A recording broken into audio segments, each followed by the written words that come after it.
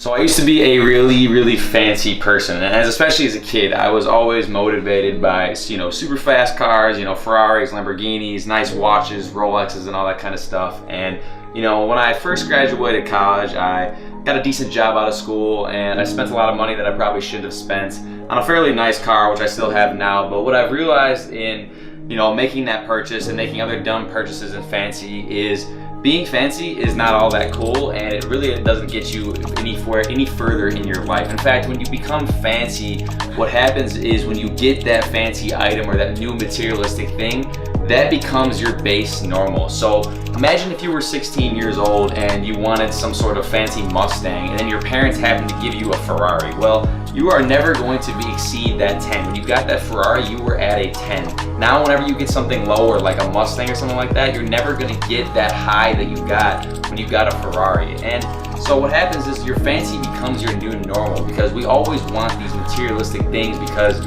we subconsciously think we want them and they're gonna make us happy and stuff like that. But what happens is you get it and you get that initial high, you get that rush, and then a week later it's your new normal. So I have totally transitioned out of being fancy. I no longer am working for the Rolex or the Lamborghini and stuff like that. Those are all great and all, but it's like that's not the end motive. I'm not motivated by purely money anymore. And even recently, it's like I wanted a stand-up desk. My back was hurting, but I'm just like, I'm not gonna spend money on a desk. And I have this desk right here that's just, it works. I can stand right here and work. It's the same thing.